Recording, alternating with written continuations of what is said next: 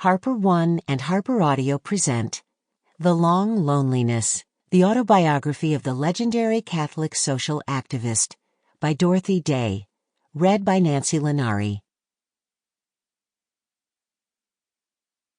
I think, dear child, the trouble and the long loneliness you hear me speak of is not far from me, which, whensoever it is, happy success will follow.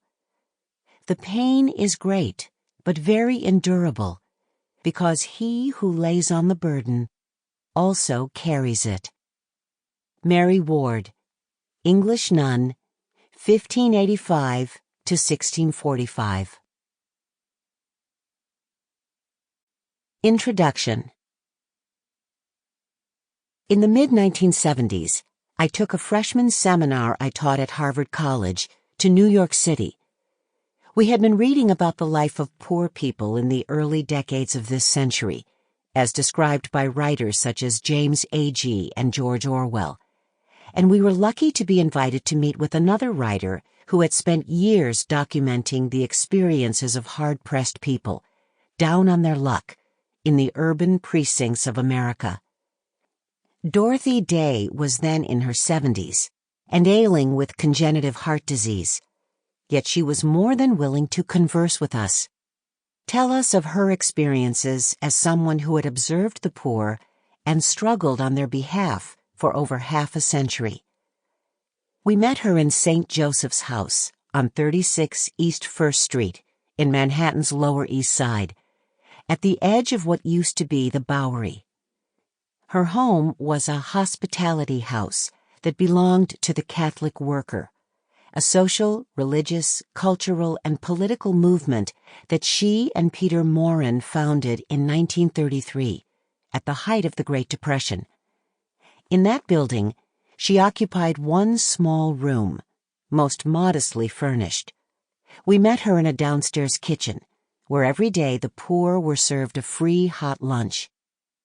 Over mugs of coffee, these young students, the whole world before them, posed questions to and listened to a woman who had been, in her 20s, a well-known journalist and essayist, a novelist, a close friend of writers such as Eugene O'Neill, Mike Gold, John Dos Passos, and Malcolm Cowley, but who had become, in her early 30s, a Catholic convert who took the Church's teachings to heart and embarked on a lifelong effort to live up to them. The students knew all of that. They had read The Long Loneliness, as well as copies of The Catholic Worker, a monthly newspaper that Dorothy Day and Peter Maurin first started selling in New York City during early May of 1933. They knew the biographical facts. The story of a middle-class woman born to Protestant parents. Her father was a journalist, who became a suffragette, a social and political writer, a Greenwich Village intellectual, and eventually a lay activist within the Catholic Church. A founder, really, of a 20th century spiritual movement of sorts. A network of hospitality houses and newspapers across the land whose purpose is to feed the hungry and attend the poor, the vulnerable, the sick, the needy, in the spirit of Christian caring. Still, those young men and women wanted to move from abstract knowledge to a concrete consideration of what Dorothy Day held high and dear, her values, her assumptions, her commitments, and how she believed this life ought to be lived, under what circumstances and with what purposes in mind. Moreover, they were at pains to indicate their specific, unashamed interest in her, in how she lived, but also in how she regarded her life, its achievements, its significance. How well I remember my embarrassment at such a curiosity.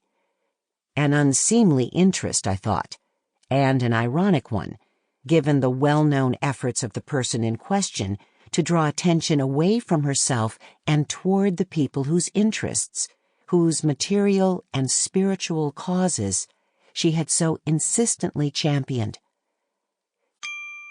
Sample complete. Ready to continue?